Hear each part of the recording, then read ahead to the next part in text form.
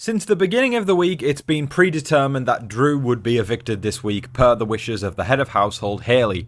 But let me tell you something, Dee has other plans. We've got so much to talk about, so welcome to your live feed update. Oh, it's a juicy one today, folks. Come on in, grab yourselves a seat, and welcome back to TV Talks with Tom. I'm your host, Tom Vasey, and let me tell you, folks, Dee is flipping the vote. There's no other way to put it. While for the majority of the week, we have been almost sure that if Drew doesn't win the blockbuster on Thursday night, he's going home. I can tell you, folks, that that is no longer the case. Dee has stuck her neck out, and she actually wants to keep Drew this week, just based off of the fact that she thinks he is going to be loyal to the crossovers.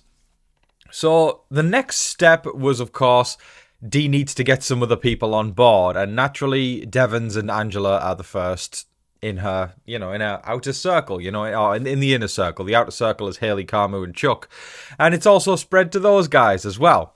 But I will say it wasn't necessarily smooth. I think Devons was a little reluctant at first. Angela definitely was, because Angela, she's the one who's been, pushing Drew's name the most. And what I found fascinating was I think Devons did this out of sheer boredom, if I'm being totally honest. I think Devons is just like, I want to do something. I want to mix this game up a little bit. So they thought we'd save Drew. And the target has now shifted to Melody. And you know how earlier in the week I was saying, Lyric, she's on the block. She's in every single week. There's one who just isn't likely going home. I would actually argue now that even if it is Drew and Lyric sat on the block, I still think Lyric could go home. That's how much of a switch up is happening here. And I was doing my power rankings last night, my week 4 power rankings. You can catch that video now in the live section on my channel. And I thought to myself, Drew's going to need a miracle to get out of this situation. And then all of a sudden, Dee comes along, right? You couldn't ask for anyone better to shift the vote, right? Because Dee, she's sat at the top of this house by a mile, right? You've got I'd say, right now at least, you've got Chuck, then Haley, and then Carmu. Then you've got Angela. Then a bigger step up is Devons. And then an even bigger step up is Dee. She is flawlessly in control of this house. She is ranked number 1 every single week on my power rankings. She has this way of she doesn't do a lot of the talking, but I would, here's I would liken it. I'm going to use a golf metaphor. Dee gets the driver out, and she's standing at the tee. She knocks it down the fairway, right? Goes flying, lands on the green. But she never, ever gets the putter out on the green. She gets somebody else to get the putter out and knock it into the hole. And that's what makes Dee so great. She does all the legwork. She pushes it as far as it can go, but then she lets somebody else take the heat. And it's marvellous, And you'd think for someone who has won Survivor, there would be an even bigger target on her. And hell, let me just get my frustrations out for a second. Why is nobody targeting the icons? I love the icons, don't get me wrong. I think they're all 3 of them are brilliant, and I consider all 3 of them to be icons. But why is nobody targeting them? Seriously. Are we just handing them the money? It would appear that way, wouldn't it? Let me tell you something, folks. If they continue this way, one of the icons is getting the money. It's insane to me how you can put someone like a Dee in this house who has won Survivor before, and she just seamlessly manages to get into the top position. I even saw one shot in the backyard the other day where Dee was sat on a beanbag chair, and Drew came on one side and Barrett came on the other side, and they lifted her up. And I thought, if that's not a metaphor for the entire season, I don't know what is. But yes, Dee has been hard at work planting the seeds to keep Drew this week. I think Angela is eventually convinced, if I'm being totally honest. I think she went into the mindset of, okay, yeah, he's snaky and he's running back and forth, giving information to all sides, but I think he's still going to remain loyal to the crossovers. So that was Angela's kind of rationale there. Haley seems on board with it. Chuck, Carmu, it really feels like it's done the old switcheroo. I did hear Devon say at one point, I'm going to say this, I don't even care anymore. I'm going to say this. I did hear Devon say at one point, he asked Dee, I just want to make sure production hasn't got in your head. Because, we've all, if you've been watching Big Brother long enough, you'll know that production, while they don't outwardly say you should keep this person, when you are in the DR, they do ask leading questions. How good is Melody for your game? How good is Drew for your game? Do you see yourself going far? You know, they lead questions into the direction they potentially, maybe, allegedly want certain house guests to stay. And Devons is aware of that, and that's why he brought it up. And then when he was whispering to Dee about it, Dee was going la la la la la la la, so the mic couldn't pick up on what they were saying. So yeah, I am definitely convinced production wants Drew to stay this week. I think it might be trickling down, but again, I don't know. If I'm thinking about Drew and Melody, I feel like Drew is actually a better asset to Dee than Melody is.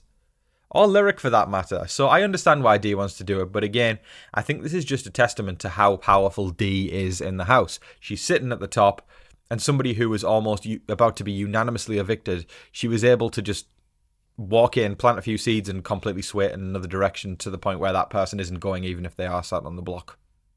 Dee is phenomenal. There was a conversation later in the evening where Carmu was talking about the fact that he thinks the group has top 8 on lock. By that, he means he thinks everybody in the tool shed is going to get to final 8. And, you know, judging by what's happened so far, that would be a safe assumption. But you know what they say about assumptions, folks? They make an ass out of you and me. I think Carmu is one of the most arrogant and cocky house guests this year. I'm not saying that as an insult. I know a lot of people like to insult the house guest. I'm just viewing this on a game level here. He's incredibly arrogant, and I think he thinks that he has got this on lock, if I'm being totally honest. Haley jumped in to say, yeah, what if Mallory wins head of household though and then splits us up? And that's very, very much a possibility. And to me, I just want to note that I think complacency in the game, I've been doing this for a long time now. I've been analysing this game for a while, and complacency is one of the biggest things that can cause a downfall in the game, because if you start to get comfortable within your alliance and just think, yeah, we ain't got nothing to worry about. Bear in mind, folks, what's crazy to me is that there are still 14 people in there, and Carmu's already banking on the fact that the exact 6 people he wants to go in the next 6 evictions is going to happen. That's cockiness. That is arrogance and cockiness literally playing out right there. And he might be right. It could be right after all of that. But my point is, when you start to expect that something is going to happen, the motto of the show is expect the unexpected. So when you start to expect anything, a bit like Jason expecting to win the time capsule vote, right? You know, pity me, vote me for the time capsule vote. You know, this was even before the Tea Party. Jason failed the game there. You know, he expected the expected rather than the unexpected. And to me, that was, again, a major flaw in Jason. He had a lot of blind spots in his game and very much just me. And while I didn't like the way Carmu went about Jason at the Tea Party, I thought it was incredibly rude and aggressive and just pointless, and there was no need for it. I still think both of them held a mirror up to each other. They are both very much me players. And I think, again, that can lead to a downfall. It led to Jason's downfall, and I think it could lead to Carmu's downfall too. So, yeah, never get cocky or arrogant in this game because, you can win, but 9 times out of 10, the complacency comes in and then you have a downfall. If you can bank on just the next 6 evictions, that's not... No, you're not playing Big Brother there. It's just... I've got my gripes about that, as you can see. I just don't think ever you should get complacent in Big Brother. So the Alliance let Barrett know that Drew is now potentially going to be saved, and what I found fascinating was that Barrett immediately switched back into, Drew's going to be loyal to us. He all of a sudden stuck his neck out for him before. Barrett, I think, is starting to look a little bit spineless in this game, and don't get me wrong, I'm going to give him the benefit of the doubt because all it takes, right, is somebody on the other side to win head of household next week, and then Barrett could easily flip. But I just don't think he will. To me, he's starting to look like a player who is going to ride the coattails of a big group only to be picked off first. And I know people go, oh yeah, but that'll get him 7th instead of 14th. Are we playing for 7th? Because I don't think we should be. For a super fan, yes, D, what do you want, D? Anything for you, D. He's a lapdog, quite frankly. He's a lapdog for D. And I like him a lot on a personal level, but he's not exactly playing a game where he has agency or sway. And listen, it's very, very legitimate to float in this game. I get it, but I think there's a difference between floating and just riding coattails and not even questioning anything for your own game. Barrett, to me, is shifting into that category. he's just echoing what the powers that be want. But there is still 14 people, so there is still time for him to move. But I've seen this story a few times, and I know where it can end up, but I am going to give him the benefit of the doubt for now. In the exact same conversation with D, Barrett worried that a wall comp could be coming up, and he's worried that Carmu might be able to win that wall comp and become head of household again. Again, this just to me feels like Barrett isn't taking the game into his own hands. He's just doing a lot of, oh no, what if this happens and I don't know what to do about this. While he's literally shutting and submitting to go back to Carmu's group. It's frustrating to me, but maybe there's logic behind all that. Melody told Lyric that she plans to call out Hayley in her eviction speech should she be on the block after the blockbuster.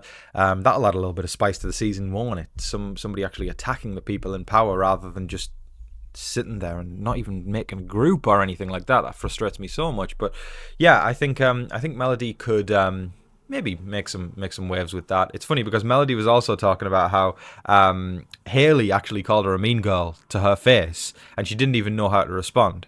Which is really funny because, this is just one man's opinion, but I think Hayley's more of a mean girl than Melody for that matter. So I don't know if there was some deflecting going on there. That's what I think. I think there was some major deflecting going on there. I think Hayley is a mean girl, but very interesting that you would call Melody that. I wouldn't call Melody a mean girl. I would call Melody's just very much. I feel like she's one of those house guests who ends up on the bottom, complains about it a lot, but doesn't actually ever try to put a group together. So it's hard for me to have a bit of sympathy. But I do like Melody on a personal level, but on the game level, God, just try and put a group together or something. I'm so sick of. But I get it at the same time, because if you try and put a group together and you get caught, then you're gonna get put in the crosshairs of the alliance. But me and Sam were talking about this last night. My wonderful spouse Sam, and we were saying, I get why you wouldn't do it because you would get caught, but at the same time, it's like you're going to get picked off one by one anyway. So it's either your choice right now. You can sit around and wait for a comfortable 8th, 9th or 10th place, or you can actually just shake the board up and maybe end up going further. Yes, that could result in you going out in 13th or 12th, but do you know what? In either of those positions right there, where if you don't do anything, you're not going to make it deep in the game. So it's either you want 8th or 9th, or do you want to try and take a shot to make it further than 8th or 9th, but you do have that chance of ending up in 13th or 12th. I know which one I'd rather do, because you know what? Most of these people get one shot at playing Big Brother in their lifetime, and I wouldn't be throwing it away like a lot of these people are. What I am excited for is if Drew does stay, how shaky this tool shed is going to be. It is completely a mess of egomaniacs, complacency, messiness, sheepishness. I'm thinking, okay, you've got a sheep in Barrett, you've got a snake in Drew, you've got the arrogance in Hayley and Carmu, you've got the chaos in Angela, you've got Dee and Devons as smooth operators, and then you've got Chuck. Hi, Chuck. Yeah, it's an interesting mess of an alliance. And them trying to... It's like the dam has opened, right? All the water started leaking out, and they've just grabbed some tape and went, let's keep Drew. Let's see how long that leak can stay covered up for. That is all of your live feed updates for today, folks. I thoroughly hope you all enjoyed watching. It's really switching around this week, They tried to get Drew, and now Dee's turned the bus around, and it's seeming like Drew might stay now. So all those Druthers out there, you probably got a smile on your face today. But happy hump day, everyone. Happy Wednesday. What a wonderful day. It's a great day, Wednesday. I hope you're all staying safe, staying positive, and staying healthy out there. Remember to be kind to one another. But in the meantime, don't forget to like, share, comment, subscribe, do all of that wonderful stuff. But until your next live feed update, I've been your host, Tom Vasey, and I hope you take care of yourself. Good night.